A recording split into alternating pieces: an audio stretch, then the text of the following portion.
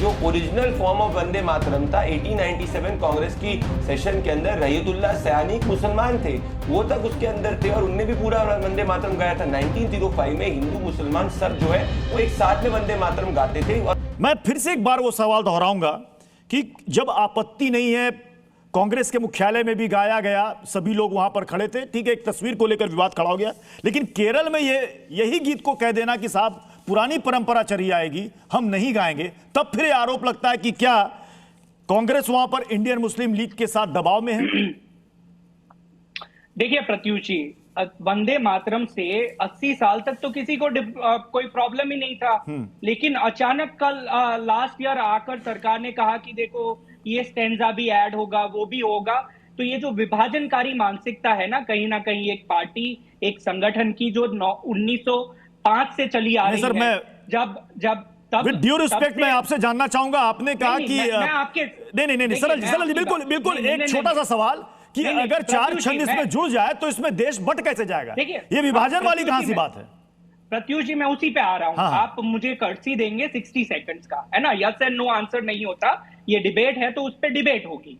Number 1, तो जिस प्रकार से जो मानसिकता है कि पिछले साल तक तो किसी को प्रॉब्लम ही नहीं था, अचानक अमित शाह जी और मोदी जी को प्रॉब्लम हुआ कि ये भी होना चाहिए, ऐसा भी होना चाहिए, जेल टाइम होगा, वो होगा।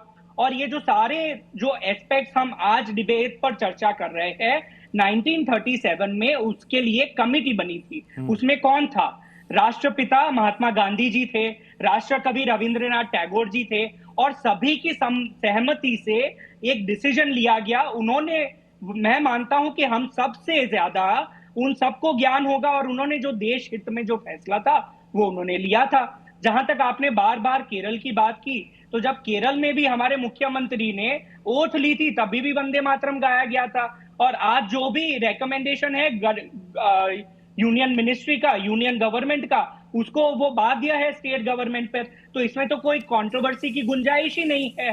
तो ये एक मैन्युफैक्चर्ड आउटरीच है जो देश के असल मुद्दों से भटकाने के लिए प्रदीप भंडारी जी, उनकी पार्टी और उनके प्रधानमंत्री टाइम पर लेकर आते हैं। प्रदीप जी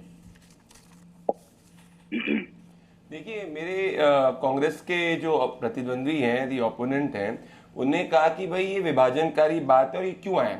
इस लॉजिक को हम एक्सटेंड करें तो आर्टिकल 370 भी कांग्रेस के हिसाब से तो ठीक ही था, पर ये प्रधानमंत्री मोदी जी की सरकार, प्रधानमंत्री जी और गृह मंत्री जी के एग्जीक्यूशन के बाद आर्टिकल 370 को हटाया गया और आपने देखा कि पहली बार जम्मू कश्मीर पूरी तरीके से यूनिफाई हुआ। Point number 1।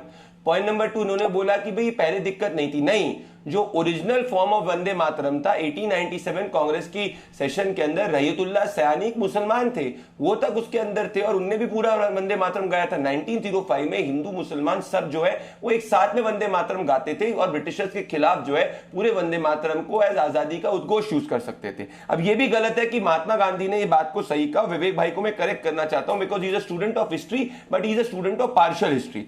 17 अक्टूबर 1937 को सुभाष चंद्र बोस पत्र लिखते हैं जवाहरलाल नेहरू को। वो कहते हैं 17 अक्टूबर 1937 में कि वंदे मातरम के रिगार्डिंग मेरी ओपिनियन ये है कि पूरा वंदे मातरम गाना चाहिए, परंतु कुछ लोगों ने ऑब्जेक्शन किया है और मैं आपको कह रहा हूं एक बार आप देखिए, मेरे हिसाब से पूरा गाना चाहिए। फिर 3 दिन बाद 20 अक्टूबर 1937 को जवाहरलाल नेहरू रिप्लाई करते हैं और कहते हैं मैंने आनंद मठ का इंग्लिश ट्रांसलेशन पढ़ा है, ये जिन्ना को, और मेरे हिसाब से जिन्ना और मुसलमानों को इससे दिक्कत हो सकती है, इसीलिए पूरा नहीं गाना चाहिए। तो जवाहरलाल नेहरू ने अपीजमेंट के हाथों में जो पूरा वंदे मातरम हिंदू मुसलमान सब गा रहे थे, उसके कारण उन्होंने उसको काटा और यही सोच के कारण पार्टीशन हुआ कि जिन्ना को मुस्लिम लीग को कुछ देते जाओ और 1945-46 के अंदर सीट्स ऑफ पार्टीशन को शो कर दिया और भारत के टुकड़े हो गए 1947 में, जिसमें 14 अगस्त को लाखों हिंदुओं और सिखों की जान चली गई। तो जो गलत है उस गलत को सही करने का दायित्व हर उस सरकार का होता है जो राष्ट्र प्रथम की बात करती। तो ये मत कहिए कि कुछ विभाजनकारी पहले चला आ रहा था, यही सच्चाई। और बताइए अब सोनिया गांधी क्या कर रही थी? मैं पूछता हूं प्रत्युष जी, अगर हमको सबको नहीं पता, चलिए बताइए उस वीडियो में हो क्या रहा था जब वंदे मातरम गाया जाता। सोनिया जी को अगर दिक्कत नहीं हो रही थी तो सोनिया जी इतनी एजिटेटेड क्यों थी, इतना गुस्से में क्यों थी? उसके बाद सोनिया जी और राहुल गांधी क्यों नहीं आए रेड फोर्ट के अंदर? और खड़गे जी को अगर श्वास की दिक्कत थी तो 3 मिनट 10 सेकंड वो खड़े नहीं हो सकते थे, पर 35 मिनट की स्पीच उन्होंने दे दी। This does not add up. इसलिए कांग्रेस आज दिमागी नक्सल कांग्रेस हो चुकी है, जिसकी बात प्रधानमंत्री जी ने कही है। सरल पटेल जी। देखिए, जो संशोधन की बात की, जो कमेटी बनी थी उसमें महात्मा गांधी जी भी थे और रविंद्रनाथ टैगोर जी भी थे। इसमें सारे 1937 में एक यूनानिमसली ये डिसीजन लिया गया। तो उस वक्त की जो परकोलेटिंग सिचुएशन थी, जो प्रिवेलिंग सिचुएशन थी, उसको मद्देनजर रख के ये डिसीजन लिया गया। ये डिसीजन क्यों लिया गया? क्योंकि जो नफरती विभाजनकारी ताकतें जो देश में आज भी दिखाई देती है, जो मेरे पैनल में भी साथ में दिखाई देती है, ऐसी ताकतें उस वक्त भी देश में थी। जो हिंदू मुस्लिम यूनिटी, जो देश के लिए लड़ रहे थे। प्रदीप भंडारी जी, मैं आपके बीच में नहीं बोला था, थोड़े सुनने का साहस और धैर्य रखिए। तो जो ताकतें थी जो उस वक्त जो साथ में मिलके अंग्रेजों के खिलाफ लड़ रही थी, तो मुस्लिम लीग और ये इतिहास की बातें हो गई।